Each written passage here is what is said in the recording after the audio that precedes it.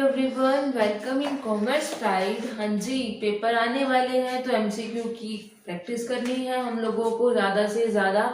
तो आज की जो हमारी लेक्चर है वो हमारा किस पे है, एमसीक्यू पे। तो हम स्टार्टिंग से स्टार्ट कर रहे हैं। हमने मैक्रो इकोनॉमिक्स से स्टार्टिंग करी है, मनी चैप्टर से। मनी चैप्टर की ये नहीं सिर्फ एक ही आएगी, बहुत सारे मनी के भी एमसीक्यूज आएंगे, एसेशन रीजनिंग के अलग भी आएंगे। तो वन बाय वन हम लोग क्या करेंगे, अब एमसीक्यू करेंगे। तो देखिए, पहला एमसीक्यू के अंदर ध्यान से एक बार देखना क्या बोल रखा है यहाँ पर। A system in which commodity are exchange from a commodity. हमें समझ आ रहा है कॉमोडिटी के बदले कॉमोडिटी, अपना माइंड घुमाओ। मनी वाले चैप्टर में कॉमोडिटी के बदले कॉमोडिटी क्या था, बार्टर सिस्टम। हम लोग क्या करेंगे, बार्टर सिस्टम देखते ही टिक कर देंगे, बट गलत। पूरा क्वेश्चन नहीं पढ़ा, पूरा क्वेश्चन पढ़ो, मतलब इसके बाकी ऑप्शंस भी देखो। बार्टर सिस्टम ऑफ एक्सचेंज मतलब हाँ जी ये तो है ही से। उसके बाद क्या बोल रखा है, monetary system of exchange. Monetary system का मतलब तो मनी हो गया, मनी के बदले बदले देना, मतलब ये तो नहीं है। उसके बाद कॉमोडिटी फॉर अ कॉम। तो तीसरा हमारा क्या है, commodity for commodity exchange economy, मतलब C2C इकोनॉमी। ये किसका नाम है, बार्टर सिस्टम का। अब देखो ए एंड सी, हमारा राइट आंसर क्या है, ए एंड सी। यहाँ पर ये क्वेश्चन इसीलिए लिया गया दो कॉन्सेप्ट के लिए, एक तो तुम्हारी प्रैक्टिस के लिए, दूसरा अब आपको समझ आए कि हमने भाग भाग के काम नहीं करना है, ए भी था और सी भी था। तो फास्ट एंड फास्ट मत करो, थोड़ा सा ध्यान देके करो। अब नेक्स्ट क्वेश्चन पे आता है, मनी क्या है। मनी इज अ, क्या है मनी, स्टैटिक फैक्टर है। स्टैटिक का मतलब क्या होता है, फिक्स्ड। क्या फिक्स्ड है, नहीं है, मतलब ये तो हो ही नहीं सकता। उसके बाद डायनामिक, हाँ जी डायनामिक है, चेंज होता रहता है, ये हो सकता है। उसके बाद क्या है, कॉन्टीजेंट, मतलब इन फ्यूचर में होगा, पता नहीं उसका रिजल्ट क्या होगा क्या नहीं होगा। तो ये तो नहीं है ना, मनी फिक्स्ड होती है, मतलब फिक्स्ड इन द सेंस कि कितने रुपए है, हमारी वैल्यू तो फिक्स्ड होती है ना, मतलब ये भी नहीं है। तो मतलब ओल्ड अबाउट भी नहीं आ सकता। कौन सा है हमारा, बी हमारा क्या हो जाएगा, करेक्ट आंसर। क्लियर हुआ। अब नेक्स्ट देखिए, जो थर्ड क्वेश्चन है, अभी आपको तीन अलग अलग स्टेटमेंट दी गई है, इसमें से हमें ये बताना है कि बार्टर सिस्टम कौन सा है हमारा, मनी क्या है और मनी सप्लाई क्या है। हम इन तीनों कॉन्सेप्ट को लेकर चलेंगे। तो माइंड में फटाफट मनी लाओ। मनी का मतलब क्या था, पैसे के फॉर्म में, जिसके बदले अगर हम देते ही हैं कुछ ना कुछ तो हमें कुछ देने की जरूरत नहीं है। इसका मतलब मुझे मार्कर लेना है तो मार्कर के बदले किसी और चीज को देने की बजाय मैं मनी दे सकती हूँ, मतलब मीडियम ऑफ एक्सचेंज है हमारा। उसके बाद बार्टर सिस्टम क्या है, अभी आप लोगों ने यहाँ किया था, कॉमोडिटी वाली हमारी, कॉमोडिटी के बदले हम क्या दे रहे हैं, कॉमोडिटी दे रहे हैं। तो अब इसको करते हैं मैच।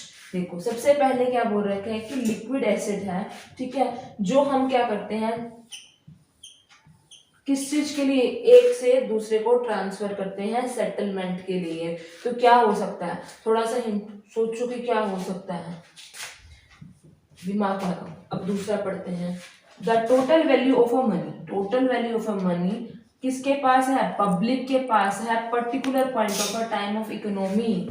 हाँ जी क्या था, थोड़ा सा शायद तो ये था, बाकी थोड़ा सोचो। उसके बाद क्या है, एक्सचेंज इज अ सिस्टम किसके, in which goods are exchange for a goods.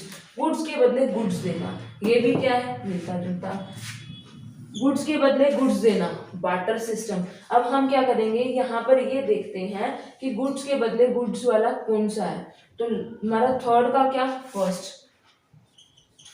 अब यहाँ पर मैच करके देखो, सी में क्या है, फर्स्ट कौन सा है, इन दो में है ना। तो ये दो ऑप्शन तो कट कर दो, मतलब ये दो होंगे नहीं, तो हमें कंफर्मेशन है ना। अब इसमें क्या हो गया, हमारे पास दो ऑप्शन बच गए, ये तो पता चल गया ना दो नहीं है, अब दो रह गए। अब इन दोनों में से मुझे चूज करना पड़ेगा। अब ये सोचो तुम्हें मनी पता है या मनी सप्लाई पता है। अब हम लोग इस चीज पे क्या करेंगे, दिमाग लगाएंगे।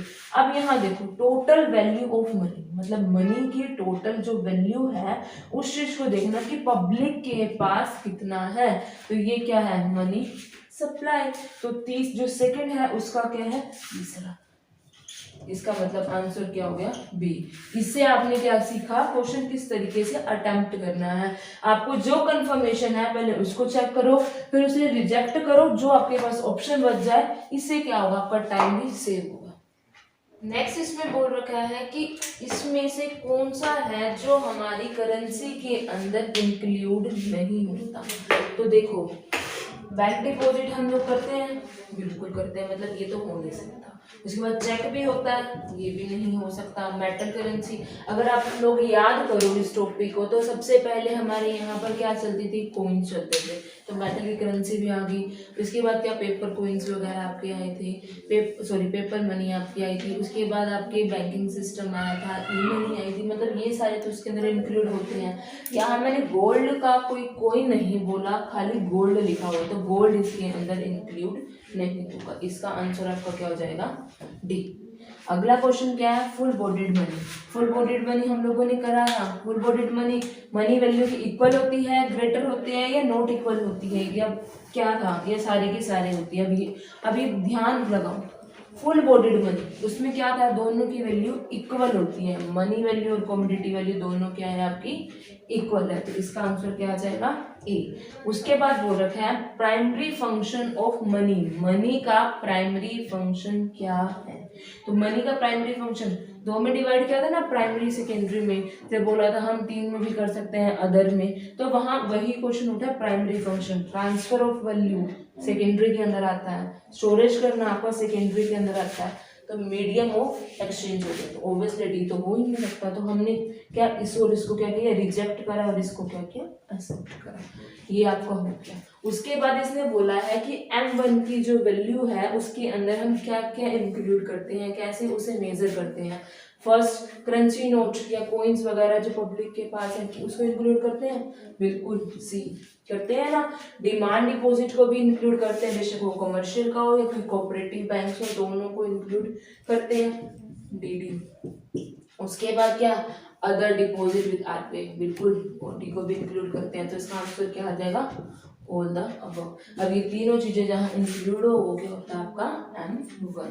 अब नेक्स्ट है आप लोगों को मैच करने हैं M1, M2, M3 और M4 के बनेगी, हमारा को बताना है कि कौन सा हमारा ठीक है। तो देखो, अभी आप लोगों ने M1 में किसको इंक्लूड किया था, सी को, डी को और ओडी को, तो सबसे पहले इसी को ढूंढ लेते हैं ना। तो देखो, फर्स्ट का सेकंड, अब यहाँ देखो फर्स्ट का सेकंड कहाँ का है, बी में है और डी में है, मतलब ए भी नहीं हो सकता और सी भी नहीं हो सकता, बचा क्या, बी और डी। अब ये हमारा क्या हो गया, हमको पता चल गया। उसके बाद उठा लो कोई भी, मान लो मैंने M4 उठा लिया, तो अब इसमें से देखती हूँ M4 में क्या था, M3 को इंक्लूड करते थे, तो M3 पता होना चाहिए। सी प्लस में डी ओडी, मतलब ये भी आ गया। Time deposit with all the commercial banking cooperative banks, ये भी आ गया। टोटल डिमांड डिपॉजिट भी आ गया, तो सारी चीजें किसमें आती है, फोर्थ में। अब ये देखो डी का फोर्थ कहाँ है, डी का फोर्थ कहाँ है, डी का फोर्थ ये रहा, तो और देखो या ना देखो आपका आंसर क्या हो जाएगा, ये हो जाएगा। बाकी अब क्रॉस चेकिंग जरूर करेंगे, यूं नहीं है, छोड़ना है। तो उसके बाद देखो, अब ये उठाया है ना, उसके बाद M2 में क्या, M1 भी आता है, पोस्ट ऑफिस विद सेविंग भी आती है, बिल्कुल आता है, मैच हो गया। M3 के अंदर M1 प्लस में टाइम डिपॉजिट लेकर चलते हैं, तो इसका आंसर क्या हो जाएगा आपका बी। ये किस तरीके से हम लोगों ने किया, रिजेक्शन के वे से किया, कि हम पहले ये देखेंगे जिसमें हम कंफर्म है उसको देखो, बाकी ऑप्शन छोड़ दो, फिर आपके पास 2 बच जाते हैं, या सीधा डायरेक्टली 1 भी बच सकता है। इससे आपका टाइम भी सेव होगा और आपको कॉन्फिडेंस भी आएगा। नेक्स्ट क्वेश्चन हमारा है कि इसका ई मनी का, कि ये बोल रहा है ई मनी फंक्शन एज अ क्या है, मीडियम ऑफ एक्सचेंज है।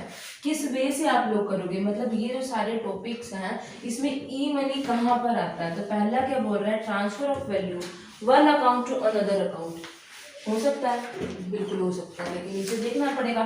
कैश पेमेंट नहीं हो सकता, कैश पेमेंट तो हमारी इलेक्ट्रिक का तो मतलब ही नहीं बनता। पेमेंट थ्रू चेक, चेक भी तुम्हारा ई मनी में नहीं आएगा।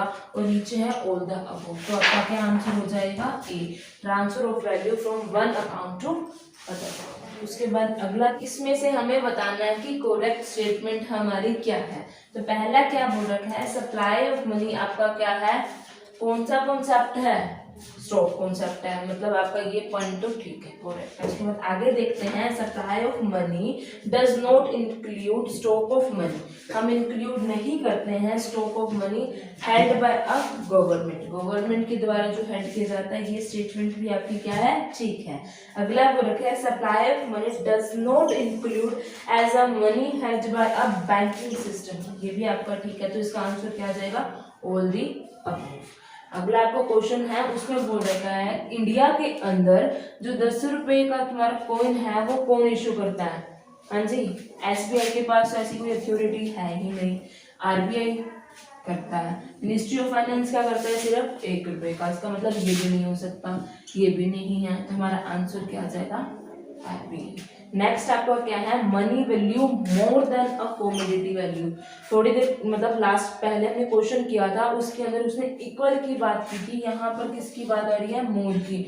तो किसके अंदर आता है हमारा, क्रेडिट मनी के अंदर। उसके बाद नेक्स्ट है, इसमें ये पूछ रखा है इंडिया में 1 रुपये का नोट की अथॉरिटी किसके पास है, किसके पास है, मिनिस्ट्री ऑफ फाइनेंस के पास। क्लियर हुए। ये तुम्हारे सारे क्या थे, थोड़े से एमसीक्यू थे, थोड़ी सी ट्रिक्स थी कि किस तरीके से हम लोगों को क्या करनी है, प्रैक्टिस करनी है। आगे भी वीडियो आएंगी हमारी, हम लोग असर्शन रीजनिंग को भी उठा के उसके कॉन्सेप्ट क्लियर करेंगे। आज के लिए इतना ही, थैंक यू।